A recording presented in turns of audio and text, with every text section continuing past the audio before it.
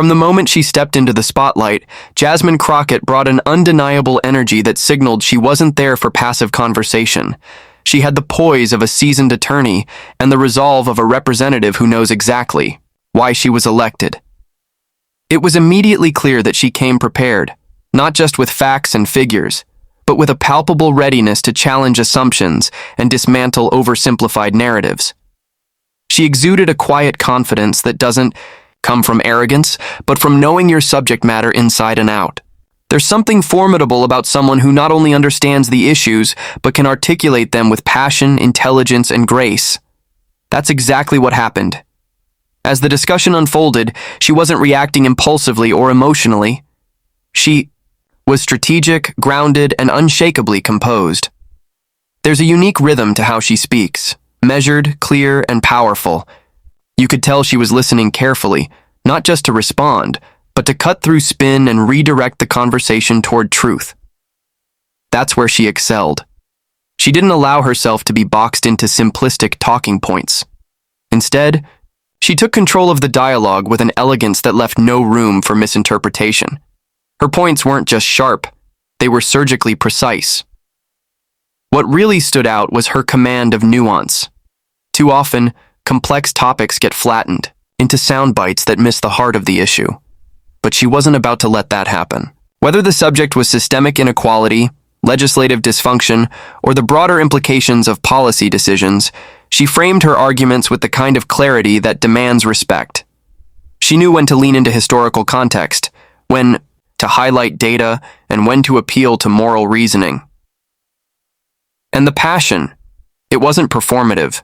It wasn't shouting for applause or buzz. It was rooted in lived experience and deep conviction. She spoke like someone who's been in the trenches, who's had to justify her worth, her voice, her presence in rooms that weren't built for her. That energy carried through every word. She made it known that she wasn't just speaking for herself. She was carrying the weight of communities often ignored or misrepresented. The impact of her words wasn't just in what she said, but how she said it. She broke down complicated issues without dumbing them down, making sure that anyone watching could grasp the gravity of what was being discussed. And she didn't just present one side of the coin. She showed how policy decisions ripple out, how they affect real people, and why accountability matters. There's also something to be said about her timing. In conversations like this, timing is everything. She knew exactly when to interject, when to pause for effect, and when to push back, firmly, but without condescension. It was this balance that made her performance so striking. She didn't overreach. She didn't speak just to hear herself talk. She chose her words carefully, delivering them with the kind of weight that sticks in your mind long after the moment has passed. What made the moment electric was that she didn't just refute, she reframed. She challenged the very foundation of the assumptions being made, flipping the conversation on its head in a way that forced everyone to think twice. That's a rare skill, the ability to both defend and redefine the argument in real time without losing the audience. And while there was no yelling, no theatrical outrage, the effect was even more powerful. Because when someone speaks truth, with calm intensity, it hits differently. It quiets the room. It demands attention. That's what happened. She didn't have to raise her voice. Her words did the work. In every way, she showed what it looks like to come prepared not just intellectually, but spiritually. To walk into a space that hasn't always welcomed voices like hers and not only hold ground, but command it. It was the kind of moment that catches everyone off guard, not because it was loud or chaotic, but because of how swiftly the tone shifted. One moment, the conversation was following a familiar rhythm, the kind of back and forth people have come to expect in political commentary. Then came a remark that carried just enough condescension to warrant a response, just enough dismissal to ignite something sharper beneath the surface. And Jasmine Crockett didn't hesitate. She delivered, a comeback so incisive, so flawlessly timed, that the entire room recalibrated in real time. It wasn't rehearsed. It wasn't some recycled line meant for applause. It was organic, rooted in a deep well of lived experience, honed by years of being underestimated and over-scrutinized. That's what made it land with such force. It wasn't just about correcting a misunderstanding or setting the record straight. It was about restoring balance in a conversation that had started to tip toward caricature and simplification. Her words didn't rise in volume, but they rose in weight. Each syllable was deliberate. Each pause between thoughts was loaded with intent. She didn't have to talk over anyone to command the space. She just had to speak plainly, directly, with the kind of authority that only comes from knowing your truth can't be dismissed. That's what made the moment resonate so deeply. It wasn't about scoring points. It was about pulling back the curtain and revealing something undeniable. The precision of her response was what stunned the room.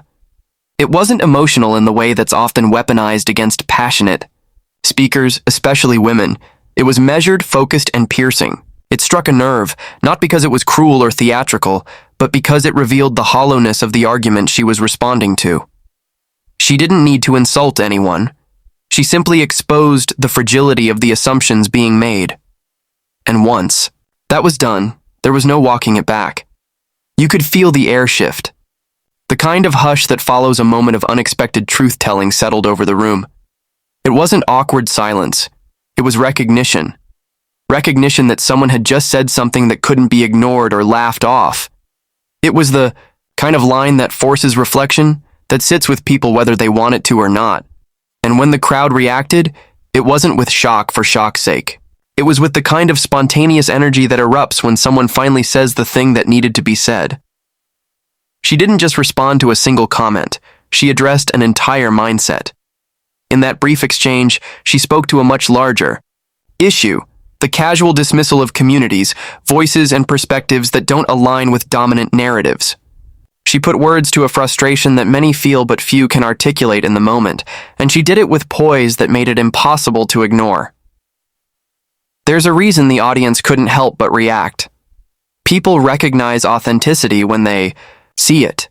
They recognize strength that doesn't need to flex. And they especially recognize when someone refuses to shrink, even when the setup is clearly designed to provoke or belittle. Her comeback wasn't just effective because it was smart. It was effective because it was rooted in something real, something untouchable by snark or cynicism. In a world where so much of public discourse feels like performance, this moment cut through because it wasn't about playing to the crowd. It was about standing firm in her own truth and daring the room to catch up. She didn't change the subject. She didn't dance around the implications. She stared them down and answered, in a way that made retreat impossible. That's why the moment hit so hard. It wasn't just a reaction. It was a declaration. And there's power in that, in refusing to let dismissive rhetoric go unchecked, in drawing a line with words so grounded in clarity that they leave no room for distortion. In moments like this, we're reminded that sometimes the most powerful thing a person can do is speak plainly without apology and let the truth speak for itself. There are moments in live conversation when a shift happens, not in words but in expression. The shift isn't loud or dramatic but unmistakable. It's the subtle narrowing of the eyes, the flicker of realization that the conversation has escaped control. That's what happened when Jasmine Crockett delivered her cutting response. It wasn't just the force of her words, it was the unmistakable reaction they provoked. The face across from her betrayed something that no script or smug comment could cover up. She had landed a blow that wasn't expected. That's the thing about confidence that's real. It doesn't need to shout. Her composure was the kind that rattles people used to being in command of the conversation. She didn't raise her voice. She didn't need to. She just stayed still, focused and unflinching, letting her words do the work. And the impact of that approach was written all over the moment. The person across from her went from leaning in to pulling back, not physically, but emotionally. You could see it. The shift from offense to defense, from playful provocation to quiet recalibration. What made the moment even more powerful was that it caught the audience too. They had been riding the same current of the conversation, comfortable in its expected flow. But when she delivered that comeback, sharp, honest, and rooted in truth, the air changed. There's a particular kind of silence that descends when people witness something real, something that wasn't meant to be staged. It's not discomfort, it's awareness. awareness that someone in the room just took control in a way that no one saw coming. The reaction wasn't scripted or delayed. It was immediate and collective, a ripple of murmurs, gasps, and even quiet laughter, not at her, but in admiration. It was the kind of crowd energy that only happens when the expected script has been ripped in half. For a moment, no one knew what would come next, and that was the brilliance of it. She didn't just challenge what was said, she changed the entire energy of the room. There's something thrilling about seeing someone who refuses to be cornered, someone who has the skill to take what was meant to trip them and turn it into momentum. She didn't overreach. She didn't get flustered. She simply waited, listened, and when the moment arrived, she struck, not out of anger, but with clarity and purpose. The audience could feel that. They weren't just watching a rebuttal. They were watching someone reclaim space with elegance and resolve.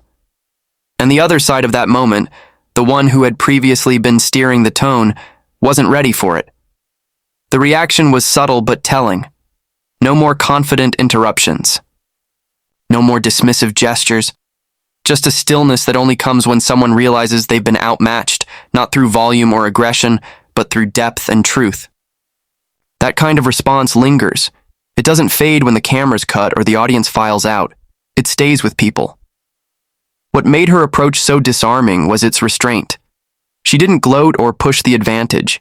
She simply said her piece, let the words hang in the air and moved on, leaving everyone else to sit with what had just been said. That's the kind of power that doesn't need to be announced. It's felt. And maybe that's what stunned the room most. Not just the content of her response, but the effortless way she delivered it. It wasn't planned, but it was practiced in a deeper sense. Practiced through experience, through countless moments of being underestimated and still choosing to rise with integrity. The audience knew it. You could hear it in their response. You could see it in the way they leaned forward, suddenly alert, suddenly awake to the reality that this wasn't just another exchange. This was something more. She didn't just win the moment, she redefined it.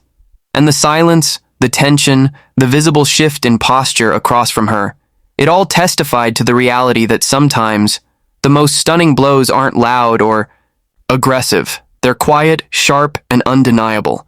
They change the room without warning, and in that change reveal who's really holding the power. It didn't take long before the clip began circulating. The moment, brief as it was, carried a kind of electricity that people couldn't ignore. Screenshots were flying across timelines. The quote, blunt, clever, devastatingly direct, had already been pulled, highlighted, and shared with captions like, say it louder, this is how it's done, and she understood the assignment. It was the kind of moment that social media doesn't just catch, it amplifies. And the reason was simple. It was real. In an age where so much of what we see on television or in political commentary feels rehearsed and overproduced, there's a hunger for authenticity. People are tired of vague answers, evasive rhetoric, and conversations that dance around the real issues. What Jasmine Crockett did was break that cycle, even if just for a few seconds. Her words didn't feel packaged. They felt lived, and that's what made the internet take notice. No gimmicks, no posturing, just sharp truth delivered with surgical precision. It wasn't just what she said, it was the confidence behind it, the way she held her ground, the calm in her tone, the clarity of her reasoning. She didn't wait for permission to speak. She didn't ask to be heard. She was heard because her presence commanded it, and that kind of delivery is rare enough to feel revolutionary when it happens on a live broadcast. The momentum online didn't come from partisan hype or coordinated spin. It came from people responding almost instinctively to something they knew was important. You could feel it in the comments and reposts. Viewers from all backgrounds recognized the significance of what happened.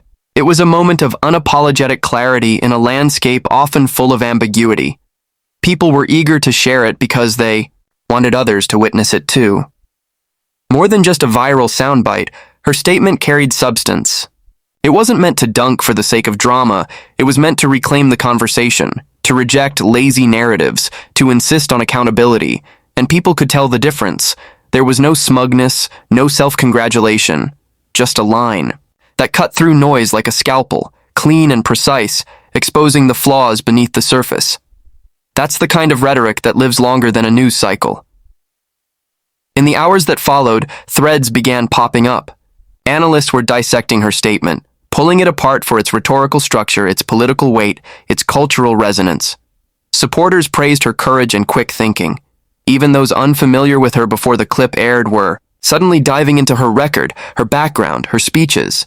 That's the mark of a true viral moment. Not just that it spreads, but that it sparks curiosity and respect. And it wasn't just about her words either. It was the way she remained unbothered afterward. She didn't follow up with smug victory. Lapse. She let the moment stand on its own, and in doing so, she reminded everyone that true confidence doesn't need a spotlight. It becomes the spotlight. That kind of quiet strength is magnetic. It inspires people not just to listen, but to believe that speaking truth in high-pressure spaces is still possible and still powerful. What happened on that stage went beyond a clever comeback. It became a statement of presence, a declaration that you don't have to conform to outdated expectations to be effective or to be heard. And the public response reflected that. People weren't just clapping for a good line, they were applauding the courage it took to deliver it in that space in that way at that moment. In many ways, this was bigger than just a televised moment or a trending clip. It was a reminder of what sharp, principled leadership looks like when it refuses to be quieted or minimized. It challenged the idea that standing firm and being diplomatic are mutually exclusive. It proved that strength doesn't always show up in volume or aggression. Sometimes it's in a single sentence that tells the truth so clearly it can't be spun. And that's why the moment spread. That's why it was shared, replayed, celebrated. Because people recognized something powerful in it. Something they don't see often enough. Something that made them sit up and say, finally, someone said it. What Jasmine Crockett delivered that night wasn't just a strong performance. It was a reminder of the power of clarity, conviction, and composure in the face of condescension. Her words didn't need to be shouted to be heard. They resonated because they came from a place of truth, sharpened by experience and presented without fear. That's what made the moment rise above typical political exchanges. It didn't rely on gimmicks or dramatics. It stood firmly on the strength of her presence and message. In a media landscape often dominated by interruptions, posturing, and sound bites designed to provoke rather than inform, Crockett offered something different. She didn't just respond, she reframed the entire dialogue. That ability to shift the energy of a conversation, to command respect without demanding it, is rare. And it's exactly what audiences, whether in the studio or watching at home, responded to so strongly. It wasn't about winning a debate, it was about restoring a sense of seriousness to discussions that impact real lives. The fact that the clip went viral wasn't a coincidence. People are craving real leadership, voices that can rise above the noise without adding to it. Her moment on that stage represented more than a single exchange. It was a culmination of what many people hope to see in politics today. Someone who speaks not just with knowledge, but with purpose. Someone who doesn't water down the truth to make it more palatable. Someone who stands in the storm and doesn't flinch. Moments like these matter because they remind us of the importance of representation, especially in spaces where certain voices have historically been silenced or sidelined. Watching someone like Jasmine Crockett hold her own and then some on a national platform is not just empowering, it's necessary. It signals a shift in what is expected, what is tolerated, and what is possible. As viewers, we remember these moments not because they entertain, but because they inspire. They encourage more people to speak up, to push back when necessary, and to believe that being sharp, honest, and direct isn't a liability, it's a strength. And as more leaders rise who are willing to bring that energy into public discourse, the conversation changes. It deepens. It becomes more honest, more representative, and more capable of addressing the challenges we face. Jasmine Crockett didn't just have a viral moment, she made a statement. One that echoed far beyond the studio, into social feeds, living rooms, and minds across the country. And in doing so, she reminded everyone watching of something simple yet profound. That integrity, when matched with preparation and courage, can cut through anything. Even a room that wasn't built for you.